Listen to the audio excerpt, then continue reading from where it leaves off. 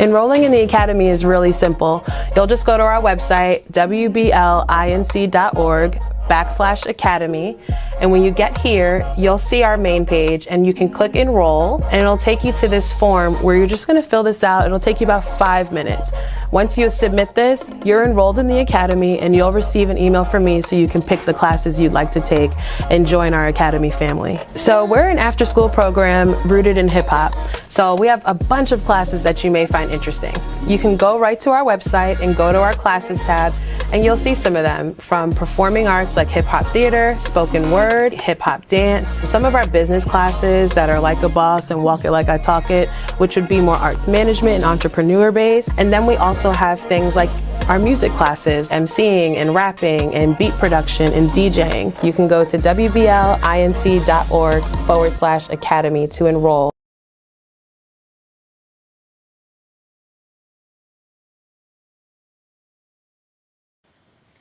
What's going on, world? It's yours truly, Mazi Mutafa, here for another edition of Alternative Winter Break. If you've been following Words Beats in Life for a while, you know for the last 3 years, beginning in COVID, we started doing an alt break where we would engage with artists around how it is they got to do the work it is that they're doing. I'm really excited today to be joined by my guest, Jamon Jackson. Jamon, who I'm going to go ahead and bring on the screen with me, is, let me go and read this bio. Jamon is a multifaceted freelance artist based out of Washington, D.C. With photography as his base, he seeks to engage his audiences through various concepts that include strong symbolism, especially in the realm of minority issues and oppression. His strengths are documentary photography and abstract concepts, analyzing the reality around him. His goal is to shed light on the ideas of both positivity and negativity in the world, admitting that both exist and emphasizing that neither should be should be repressed in order to persuade an opinion. All right, so I hear you saying I'm not a propagandist. And you're also not, no one's accusing you of toxic positivity. I got you. Yeah, so why don't we do this? Why don't we talk a little bit about how you got into the world of photography? Okay, sure thing. So initially when I got into photography, I want to say back in around 2012, 2013, at the time I was living in Georgia. I was working at Walgreens and I was running the photo department, and that initially piqued my interest into the world of photography, just printing out photos for people and just seeing the memories, that they would immortalize. And I kind of got the spark from there. And it kind of evolved from me looking at different photos online. Tumblr was very popular during the blog era. So I was just a fan of just photos that looked good to me.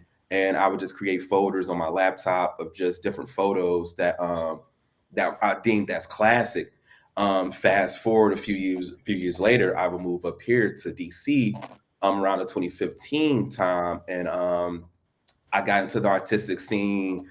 Some of my friends who were living up here were artists themselves, different mediums, but they always needed something documented. And it just kind of seemed like the perfect storm. A buddy of mine, Marcellus, he had a camera that he wasn't using. So my first introduction was to borrow his camera. We took a trip up to New York. They wanted to shoot a music video. I'm getting behind the scenes like content. And I don't know if it was a combination of New York energy, just having that camera in my hand the first time, but I never looked back. And ever since I've expanded different various forms of photography ever since. So just wanting to be a person that documented moments that would later become historic, either in a micro sense or in a macro sense, just wanting to constantly be that fly on the wall and for us to have these memories and just to play a factor in that. It's really interesting because we live in a time where everyone is a photographer because everyone has a camera on their phone. And because of that, or better, maybe everybody takes pictures, but everybody isn't a photographer. Because one of the things I always find interesting when engaging with young people is they don't think about photography as a career because it's so accessible and they feel like everyone can do it. What do you feel like makes the work that you do, other than the fact that you've dedicated at least the last 8 years of your life to becoming better at it? What do you think makes you a photographer, not just a person that takes pictures?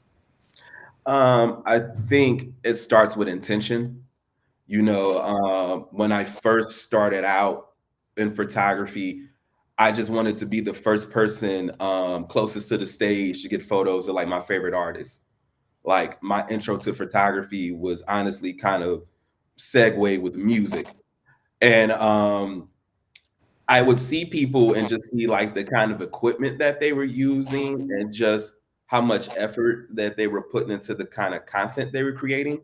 And as I got more into it, as I kind of strayed away from my cell phone and started to buy camera equipment, realizing the expensive aspect of it, just learning that there's a lot of details that goes within a photo, from composition, rule of thirds, white balance. Like there's so many details that go with photo information.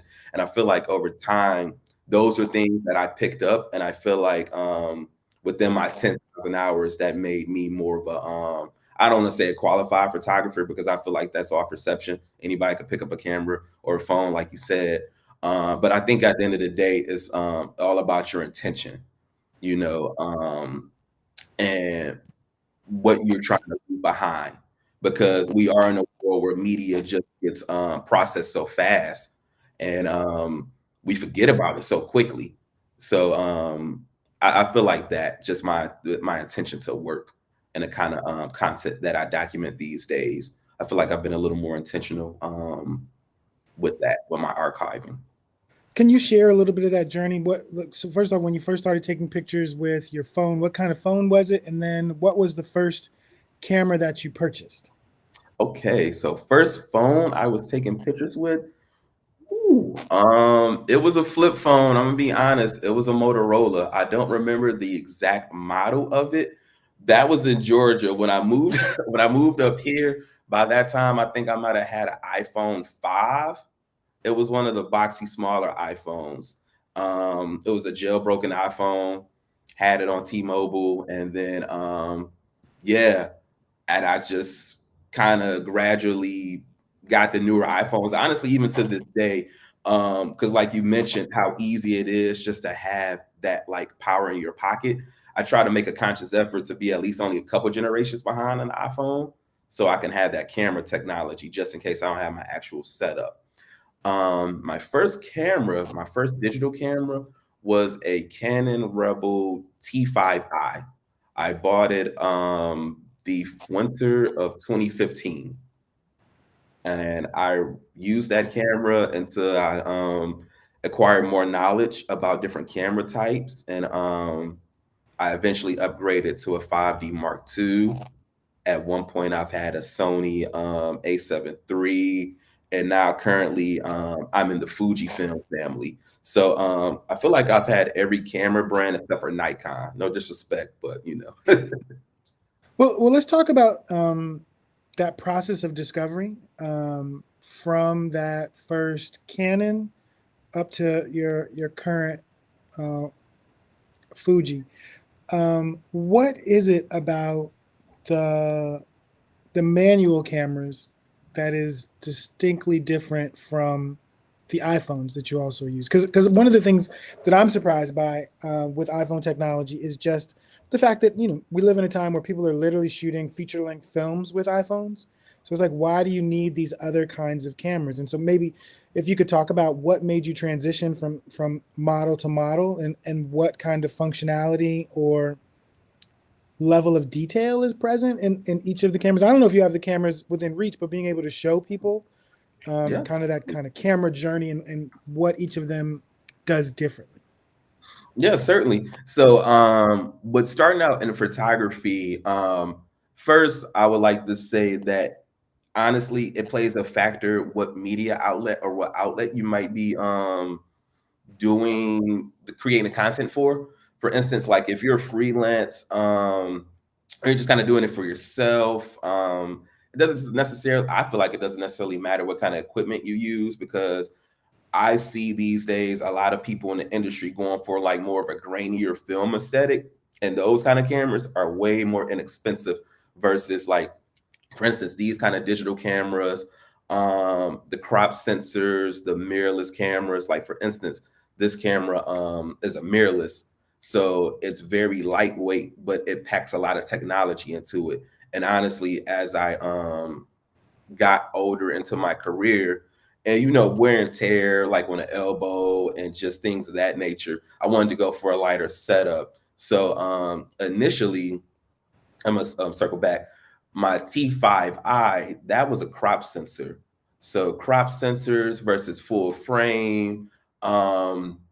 Just honestly, it came down to a factor of megapixels, like what you were trying to use your work for. Were you trying to use your work for print, or maybe just for social media?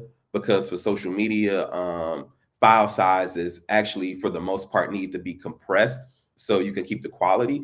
Versus if you're looking to do print media, or if you're looking to print your work like for a show or to sell, you want as much information as possible. So that played a factor into my expanding the knowledge of trying to get better camera equipment, because the type of assignments or the gigs that I was fortunate enough to take on, it required more of a high powered camera, just to be honest.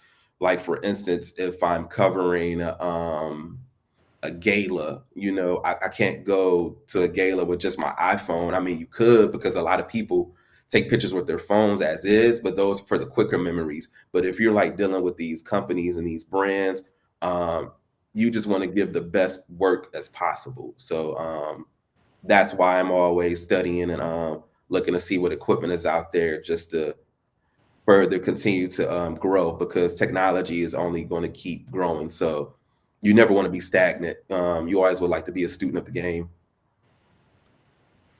So I have two questions, that because one of the things I appreciate about this interview so far is that I can give you a question and you can tell the story. So this idea of being a photographic storyteller, you're also clearly great with being able to describe your own journey. So can you tell me about the cost of that first camera?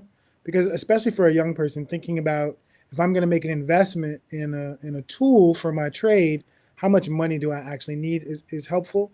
And then the secondary question is the difference between a digital camera and a mirrored camera. Is it only weight, or is there also functionality difference?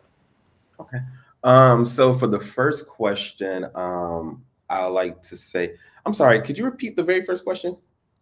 Sure. It was just, how much did your first camera cost? Okay.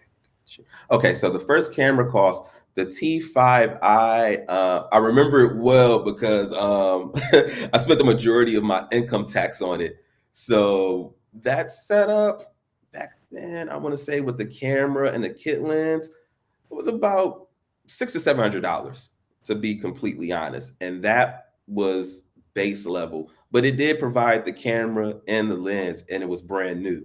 So, having that peace of mind, you're getting fresh equipment to work with. But as you advance in your camera gear, bodies start to become like base level of $1,000. Like, what's a body? So the body is, so I'm going to take the lens off. So this is a camera body. So you will have a lot of places that will honestly just sell you this as is. You can buy this as is, and you can just try to pick and choose your lenses as you see fit. Or you can kind of buy like a package with the camera and the lens. Sometimes you get a cheaper price.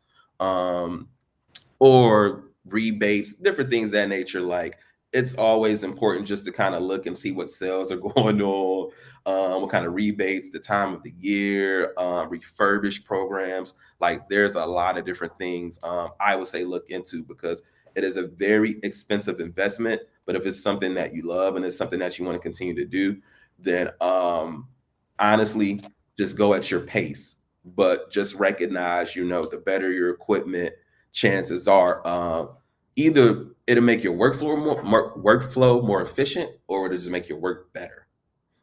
So that was the price of the T5i. So the difference between a digital and a mirrorless. So I want to say it's actually a difference between film and digital. So we have film photography, which usually is like the original way where you load the film in, you only have a certain amount of exposures. The average amount I want to say is about 36 shots. And then you take your roll of film, you get it developed, you get your film photos printed. These days, you can get them digitized to thumb drive. With digital photography, though, it's endless. It's honestly all predicated on your memory card size. So, for instance, something like this, I have two of these. I have way more photos than 36 to choose from, which is a good thing and a bad thing if you're I like to say overshooter or undershooter. But digital definitely just gives you that peace of mind and that flexibility to take as many images as needed, and you can kind of just subtract from there your filtration process. So I think those are probably like the biggest giveaways. Well, yeah, some of the bigger giveaways between like mirrorless digital versus film, because there's actually like a sensor inside the camera. So that's where your information is taken, and that's where the photo is taken. So it's as long as this is clean and the battery's running, you got a memory card, you can take as many photos as you like. How would you describe yourself? Are you as you just said, an overshooter? You say over or under, or are you an undershooter or an overshooter? I am over. I I'm from the school of have it and not need it versus need it and not have it. So I go in honestly because my origins, I like to say street photography, just kind of urban street, just kind of seeing what the day gives you. I'm not necessarily a grip and grin photographer. So in these situations where you're at a event that requires grip and grin is just photography slang for pose shots. You grab somebody and then you grin, the grip and the grin. So I'm not too keen on pose photography. I love candids. I feel like candids give the most honest emotion during that moment, whether it's good or bad. And I take that way of thinking into a lot of my different assignments. So it generally leads me to kind of overshoot because it's from a perspective of I'm going in with the intended photo assignment, but I also may get ideas while I'm there. And I'm like, oh, this could be cool. Let me try this. And then I'll review it later versus not acting on the idea and potentially missing out on a shot that probably was better than what was something I was initially going for. So what's that process like if you're going to you're photographing an event or you're doing, like you said, street-based photography? How do you plan to go out and capture shots? Do you literally go into an event with a shot list, and does that come from you or from the client? I'm sure part of the answer is it varies on the situation, but how do you approach each um, effort at capturing a moment? So, as you stated, for the most part, it is client on client basis. It's usually circumstantial. These days, a bulk of my work is working with the Washington Foreman newspaper. So, my shot list or ideal composed photo generally comes from my photo editor or the reporter. They usually have the idea in which they want the photo to represent their article. So just trying to go in to keep it as close to what they want as possible so all parties are happy. Outside of like that, when it's an event that I'm photographing, like for instance, maybe the city of Alexandria, they will give a shot list as well, or maybe we'll have a conversation like before the event starts, just to kind of give me an idea of what to look for. And then they'll just kind of send me on my way. And the beauty of working with a client repeatedly is after a while, trust is built. So they just kind of it's a combination of like what they see fit versus what you see fit, but you've proven plenty of times that you produce what they're looking for. So they're just like, you know what to do. Just just go do the assignment and just bring us back what you got. I'm curious. I have a couple of friends who shoot for the Washington Post and for the New York Times from time to time, and they'll get commissioned to either present work that they've done on their own, just kind of photo essays for the publications, or the publication will ask them to go out and shoot something that's happening where it is they live. One of my friends is in South Africa, and another one's in Brooklyn. So what is the process of developing a relationship with a publication as a photographer? And we can use the Informer as the example. So how did you get that position, and then what does it mean to be a photographer for the Washington Informer in terms of, are you regularly going out to shoot, or is this a kind of every once in a while? Like, what's the frequency of doing the work you do for this publication? Okay.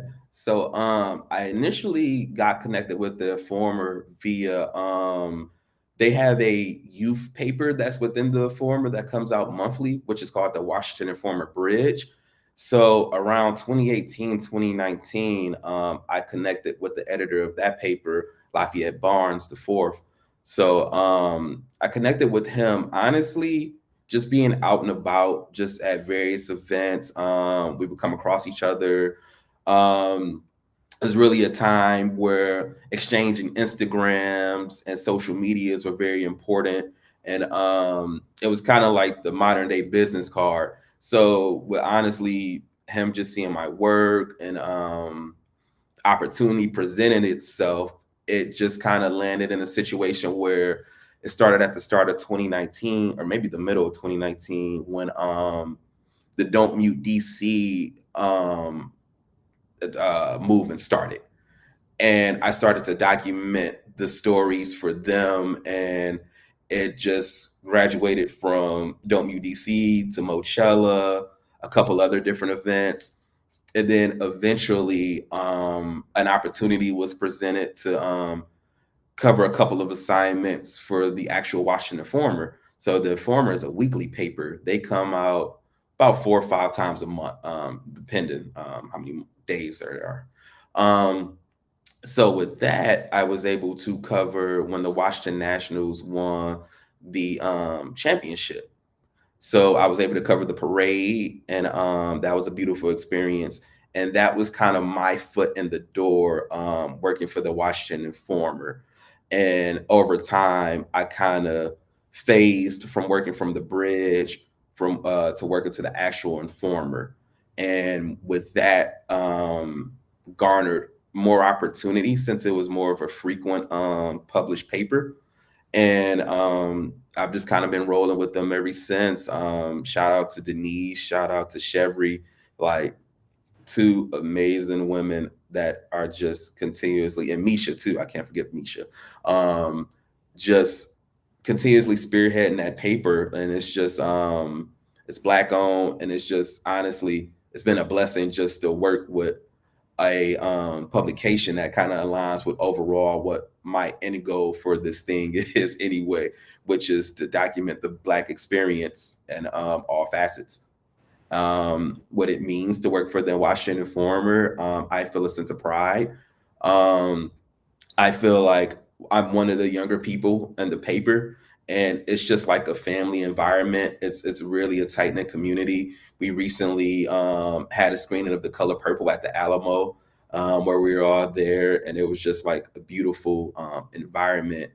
We have a couple meetings throughout the week. It's very tight knit, and I feel like I'm fortunate because I don't know too many other newsrooms who feel the way the Washington Informer feels to me, where it's just like, I feel like this is my family, essentially. And I've just been amazed and honored to continue just documenting these stories. I've had some amazing opportunities because of them. As far as like the frequency of the paper, since I've been one of the photographers that's been working with them regularly for about the past couple of years. It's usually on an assignment by assignment basis. Um, I kind of compare it as to being like a surgeon, you know, the surgeon with the beeper. Like sometimes you don't have anything, then you get the page like, "Oh, something's going on. I'm on call." So sometimes it works out like that. Sometimes during our meetings, we have our weekly pitch meetings, and we'll gather up the assignments then and make the decisions on what needs documenting or what needs imagery to go along with certain articles, or just gauge to see what's going on in the city that week. You know, DC, there's always something going on. So just honestly, just keeping our ear to the ground. So, Jamon, how old were you when you decided that photography was going to be your path? Because we talked about, you said what year it was, but you didn't say how old you were. And then what made you decide that documenting the Black experience, as you said, the positive and the negative, or the good and the bad, was going to be, at least for this phase of your life's work? So I think 2017 was honestly when I really was like, I gotta lean into photography like full time to just see what it goes. After that point in 2017, I was 27. So between 26 and 27 is when I had that feeling that I wanted just take the leap and just see what it would be like going full time or working part time, but doing this for a majority of my work. When I first got my camera in 2015, it was kind of like freelance gigs, like here and there, but very few and far in between. Didn't really bring any money. At that point in my career, I was just happy to get a press pass. you know, I initially started working for a music blog called Stereo Champions, and that was ran by a gentleman named Rodney Curl, who is one of my mentors to this day. And with Rodney, we would just go to different music festivals and just different concerts, but we weren't really making any money off of it. I think it's like I said, 2017 when I really started to see like I could make money off of it. I was 26, 27, and I was like, let's just see where it goes. And I didn't start working for the Informer Bridge and Informer till I was about 29. So it definitely took a few years kind of in between to kind of take the next steps, because for this particular phase, just documenting the experience, that's something that I honestly picked up once I got out of concert photography. I started to get into like protest photography, and just like people who were outside, like downtown, like playing music, street musicians. I think that kind of gave me the bug to want to document non-music photography. And I think that's where the Black experience kind of, in my mind, I was just like, damn, there's a lot more out here than who's performing at the Fillmore or who's at U-Haul, fight with these promoters because they didn't give me a pass to get my camera in, so I got to use my phone. Like, it's been a journey. It's definitely been a journey. I remember my first my photo assignment. I used my cell phone. Like my first pieces of work was cell phone, and just but I had the eye and I had the consistency, and it just got better to when I picked up that camera, I knew what to do. So can you talk about, I appreciate you talking about those early years where it sounds like in the first 3 years, it was just you developing your own eye and vision and perspective and approach to photography, but not for money, but for a love of the process. Can you talk about how large a part of your life could photography be when it wasn't your job? Number one, and then number two, well, let's answer that one first. Let's do that one first. Okay. So when I was working full time, like when I moved here, I was working at FedEx full time. So I was still like indirectly connected to like media and print, because we printed posters there. People would get like just different advertisement work there. And honestly, now that I'm thinking about it, that's exactly where I met Lafayette. And that's what spiderwebbed my opportunity for the Informer. So there would be different writers that would come in and get different things printed. But I always felt like I was around it. Even if I wasn't taking pictures, I'm working 40 hours a week. For instance, maybe a show here or there, maybe an art gallery, Anacostia Art Center. Maybe they had some going on. I think the Black Love Experience is really popping. I'm trying to think of what else. Just friends with their different creative ventures that they may have wanted to get documented. Like I said, I had a few friends that would like make music, so maybe we go in Georgetown, take some pictures, or maybe we go downtown or things of that nature. So percentage wise, if I had to put a number on it, maybe 25%, 30 sometimes, like depending how much time I had on my hands. And what made you decide that you were willing to do that work at no pay to build it? And I'm asking in part because for a lot of young people, the idea of spending 3 years trying to develop their craft without being compensated feels like a long time, and maybe it felt like a long time for you, waiting for your creative career to take off. But what was it that you saw as the end goal? In terms of why it was worth it for you to put in that work without necessarily having a client. To be transparent, during that time, I was working on a few things creatively. During the photography, when I was picking that up, I was also designing T-shirts. What else was I doing? I was making video collages as well. So I was just honestly, I was frustrated with work. So any opportunity I got to create and express myself creatively, and I seen that I was good at it and I had an audience, I just kind of leaned into it. The thing that made photography rise to the top, outside of the other two, was the process time. For instance, when I would work on shirts, it would take me days or like maybe a week or two to make one shirt because I was doing everything by hand. When it came to photography, like I said, with the memory card, you pop that in, you get your photos, you got your editing software. It was a way quicker process. And I think that was the one that I saw, honestly, I saw success in it money wise, even though it was like gradual, but it was something. And I felt that the more I took pictures, the more I connected with people. Honestly, it was just people believing in me.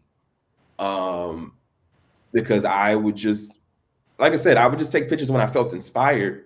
But the work that I did do, it led to more opportunities. And when I saw that it just kind of snowballed into those opportunities, I just continued to lean into it. And now it's just like, honestly, the only creative thing that I'm currently doing. It's just that it's just always there. I guess maybe also living in a city like this, as I stated earlier, it's never short of a moment. We live in a very liberated area where a lot of people express themselves verbally and out in the streets, and we have a lot of embassies here that as well. So I feel like that plays a factor. That also definitely, I guess maybe I saw there was opportunity because there was so much stuff to document. It's a really great point that the context of where we are makes a difference in terms of your ability to generate content. If you were giving advice to a young person who lives in the DMV area, what are some of the things based on having come from Georgia, and being here now, and I'm sure traveling other places in between, what are things that make DC a unique place for young people to move into this particular creative space?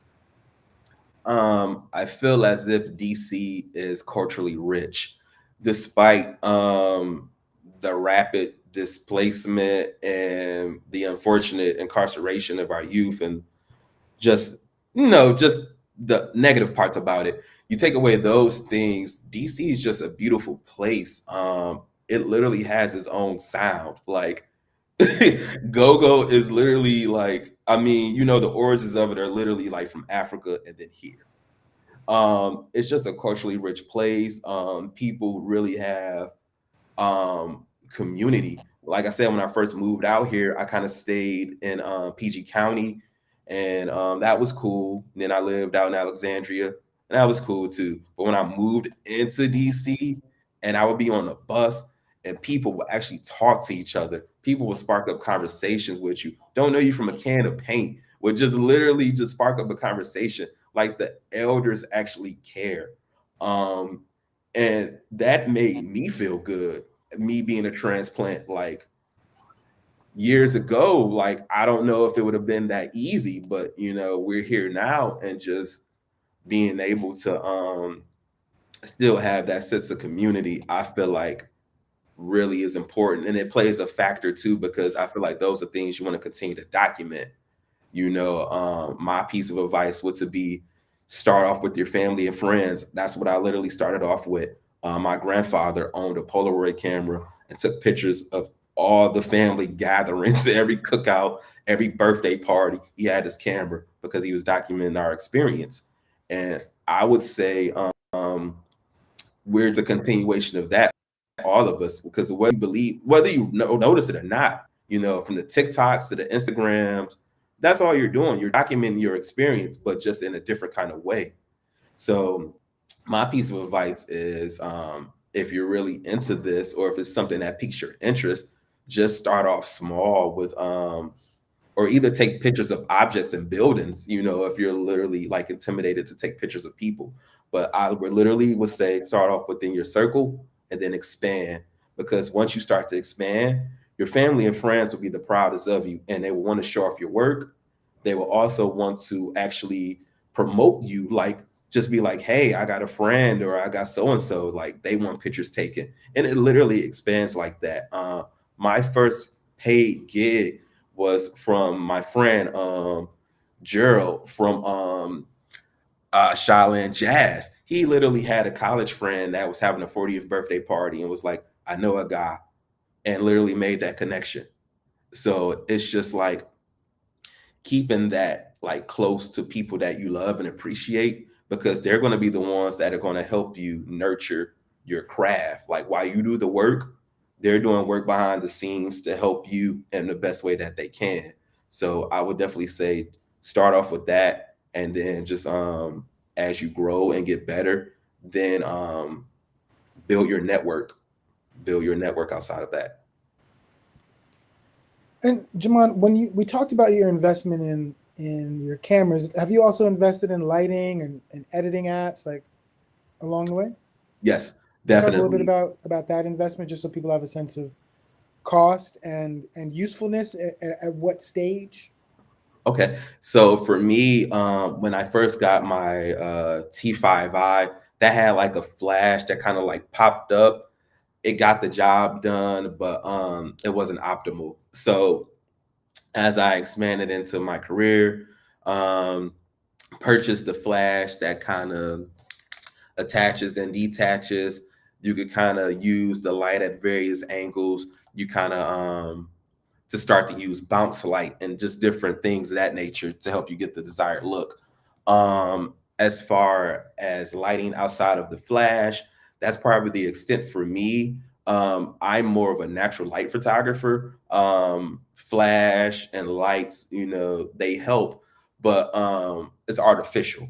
So I feel like that kind of lighting definitely does well for studio photography and product photography. When you expand into that kind of work, you'll definitely want to get more lights and your bumblebee 3 light setup, just like all different kind of things. And it's very mathematical the more you get in tune with it, like just learning your degrees and just your heights for your different light fixtures.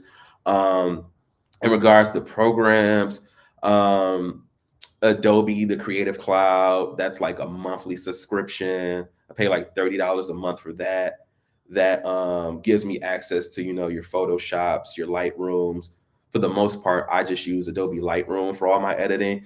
I don't do any heavy editing. I just do basic color correction, for the most part. And Lightroom usually gets the job done for me with that.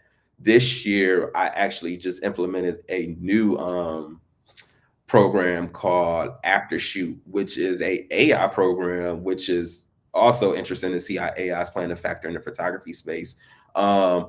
With this AI technology, and versus me having to go through manually selecting the photos that I want to edit, I drop them all in the program, and within minutes, it can go through 1,000 photos and select it, which streamlines my process so much. That's probably been like my favorite program that I've been introduced to within the past year. It's been a godsend. You know, I'm glad you brought up artificial intelligence, because there's a lot of careers that are scheduled to change as a result of AI. I wonder how you think that artificial intelligence will have an impact on the work you do as a working photographer. As of now, from what I'm seeing, is actually helping. As I stated, with the Aftershoot AI, just being able to fast select photos, that cuts down time on your process. There are also new cameras that are coming out with AI technology built within them to help with eye detection and focus, which will in turn make your photos sharper. Now, this technology is still very new, so it costs a lot. These cameras I'm talking about probably go for about $4,500, like just the body. Um, but I would like to believe as this technology becomes more integrated within society, um, I'm hoping best case scenario, it continues to help streamline our workflow. Now, when we talk in regards to like these AI programs where you can type in prompts and you can get images generated, now that's a little scary. I can't lie. I'm really curious to see the evolution of that because already it's pretty good. And I don't want it to get to a point where we can't tell real from fake. I feel like right now we still can, and thank goodness. But that would just be my one ultimate fear. But as of now, my introduction to the AI, like for what I'm doing, it's helped. It's helped a lot. Last question before we go. I'm curious, can you project yourself out into the future 10 years from now? Are you still are you hopeful to still be doing photography for a publication, or where do you hope to be a decade from today in terms of your photography? Hmm. A decade from now, in my photography, I feel like I would like to be more show heavy.